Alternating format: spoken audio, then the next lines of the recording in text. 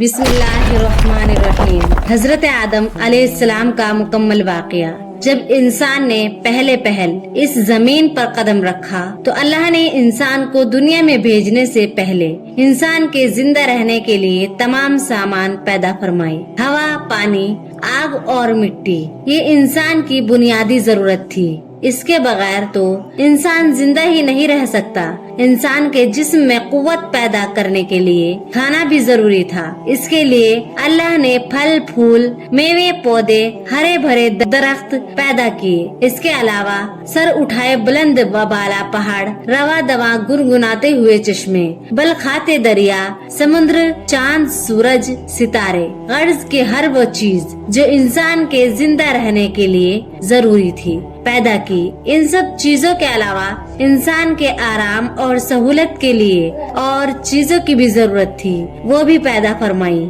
زمین آسمان کے اندر بے شمار چھپے ہوئے خزانے اور وسائل ہیں۔ لوہا، چاندی، ابرق، تیل، کوئلہ، یہ تمام چیزیں انسان کی ضرورت کی ہیں۔ ان سے انسان فائدہ حاصل کرتا ہے۔ ان تمام چیزوں کو زمین کے اندر سے نکالنے اور دریافت کرنے کے لیے ایک ایسی ذی عقل اور علم رکھنے والی ہستی کی ضرورت تھی جو ان تمام چھپی ہوئی اور اوجھل چیزوں کو ڈھونڈ نکالے اور اپنے ہی لیے کارآمد بنائے۔ یہی ہستی جسے انسان کہا جاتا ہے۔ انسان کو اللہ نے عقل اور سوچنے سمجھنے کی صلاحیت عطا کی، پھر دنیا میں بھیجا۔ سب سے پہلے انسان حضرت آدم علیہ السلام تھے۔ انسان کی نسل حضرت آدم علیہ السلام سے چلی اور تمام انسان حضرت آدم علیہ السلام کی اولاد ہے۔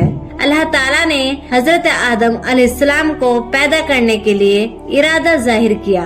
فرشتوں سے کہا، میں زمین پر اپنا خلیفہ بنانے والا ہوں۔ اس پر فرشتوں نے اعتراض کیا اور کہا، کیا آپ زمین پر انسان کو پیدا کرنے والے ہیں؟ انسان تو زمین پر فساد برپا کرے گا اور خون بہائے گا۔ ہم تو تیری پاکی بیان کرتے ہیں اور تیرا شکر بجا لاتے ہیں۔ کیا ہم عبادت کے لیے کافی نہیں ہیں؟ اللہ نے فرمایا، جو میں جانتا ہوں وہ تم نہیں جانتے۔ پھر اللہ نے خود اپنے ہاتھوں سے حضرت آدم علیہ السلام کا پتلا بنایا، پھر اسے سنوارا اور اسے مناسب شکل دی اور اس کے جسم کا ہر حصہ خوبصورتی کے ساتھ بنایا۔ پھر اس مٹی کے پتلے میں اللہ نے روح پھونکی۔ پھر اللہ نے فرشتوں سے پوچھا کہ چیزوں کے نام بتاؤ اگر تم سچے ہو۔ فرشتوں نے جواب دیا، ہم نہیں جانتے، سب سے زیادہ تو آپ جاننے والے ہیں۔ ہم کو تو بس اتنا ہی علم ہے جو آپ نے ہم کو سکھایا ہے۔ آپ بڑے علم اور برکت والے ہیں۔ اللہ نے آدم سے کہا،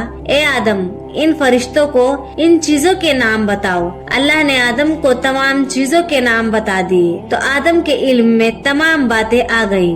آدم نے ان چیزوں کے نام بتا دیے تو اللہ نے فرشتوں سے کہا، کیا میں نے تم سے نہ کہا تھا کہ میں آسمانوں اور زمینوں کے اندر کی سب پوشیدہ باتوں کو جانتا ہوں اور جو کچھ تم ظاہر کرتے ہو اور چھپاتے ہو سب کا علم رکھتا ہوں۔ اللہ تعالیٰ نے فرشتوں سے کہا، آدم کو سجدہ کرو۔ تمام فرشتوں نے آدم کو سجدہ کیا، لیکن ابلیس نے سجدہ کرنے سے انکار کر دیا۔ غرور کرنے والوں میں سے تھا۔ تجھے کس چیز نے سجدہ کرنے سے روکا جبکہ میں نے تجھے حکم دیا تھا؟ اللہ نے پوچھا۔ ابلیس نے کہا کہ آپ نے انسان کو مٹی سے بنایا اور مجھے آگ سے پیدا کیا۔ ابلیس کے معنی مایوس اور نا امید ہونا، اسی لیے کہا گیا ہے کہ جو شخص اللہ سے نا امید ہوتا ہے وہ ابلیس کے تابع ہوتا ہے۔ جو لوگ ابلیس اور شیطان کے بہکامے میں آ جاتے ہیں وہ پست ہمت ہوتے ہیں۔ جو فرائض ان کے ذمے ہوتے ہیں وہ ادا نہیں کرتے اور ذلیل و خوار ہوتے ہیں۔ جب ابلیس نے سجدہ کرنے سے انکار کیا تو اللہ نے فرمایا،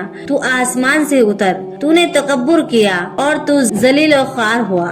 ابلیس نے کہا کہ مجھے قیامت کے دن تک مہلت دیجیے۔ اس پر اللہ نے فرمایا، تجھے مہلت دی گئی۔ ابلیس نے کہا، میں تیرے بندوں کو گمراہ کروں گا اور ہر طرف سے ان کو گھیرے میں رکھوں گا اور وہ تیرا شکر بھی نہیں کریں گے۔ اللہ تعالیٰ نے حضرت آدم علیہ السلام کو حکم دیا کہ اے آدم، تم اور تمہاری بیوی بہشت میں رہو और जो कुछ खाना है फरागत से खाओ। और एक खास दरख्त की तरफ इशारा करते हुए कहा कि इस दरख्त की तरफ न जाना वरना तुम जालिम करार दिए जाओगे।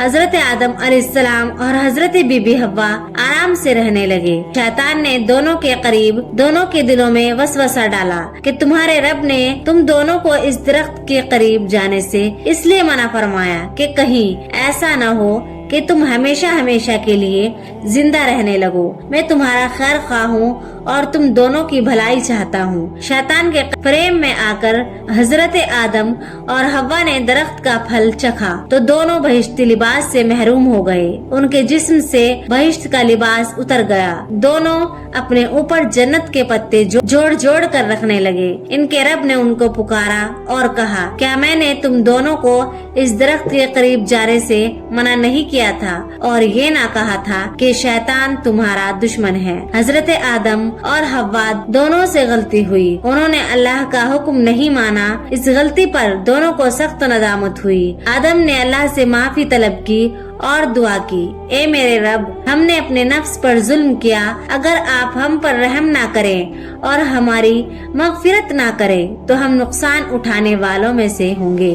आदम और हव्वा को जमीन पर उतार दिया और कहा कि तुम एक दूसरे के दुश्मन रहोगे और एक खास वक्त तक तुम दोनों को जमीन पर रहना है। मेरी तरफ से कोई हिदायत आए तो जो शख्स इस हिदायत को मानेगा उन्हें किसी बात का अंदेशा होगा न कोई गम। जो मेरी नसीहत से मुंह मोड़ेगा उसके लिए दुनिया में जिंदगी तंग होगी और कयामत के रोज उसको अंधा उठाएंगे। जब हजरत आदम अलैहिस्सलाम आसमान से उतरकर जमीन पर आए तो फरिश्तों की पाकीज़ा बातें सुनने से महरूम हो गए, इसलिए दिल उदास रहने लगा। आपने अल्लाह से दुआ की और अर्ज किया, फरिश्तों की सोहबत से महरूम हो गया हूँ। इस पर अल्लाह ने फरमाया, आप मक्का मुअज़्ज़मा जाएं, वहाँ मेरा घर तामीर करें, इसका तवाफ करें और नमाज पढ़ें। आप अलैहिस्सलाम जिब्राइल अमीन के साथ मक्का मुअज़्ज़मा गए, वहाँ काबा की बुनियाद रखी, नमाज पढ़ी और तवाफ किया। हजरत आदम अलैहिस्सलाम के वाक़े से हमें सबक मिलता है कि जिस काम को अल्लाह ने करने से मना फरमाया है वो ना करें, जो काम करने का हुक्म दिया है वही करें। यही इबादत है। इबादत नेकी है, नेकी इबादत है। ऐसी ही इस्लामिक वीडियो सुनने के लिए चैनल को सब्सक्राइब करना मत भूलना और अगर वीडियो अच्छी लगी हो तो लाइक भी जरूर कर देना और कमेंट सेक्शन में जरूर बताना किस नबी का वाकया आप सुनना चाहते हैं और इस वीडियो को सवाब की नियत से शेयर भी जरूर करना। मिलते हैं ऐसे ही इस्लामिक वीडियो के साथ, तब तक के लिए अल्लाह हाफिज।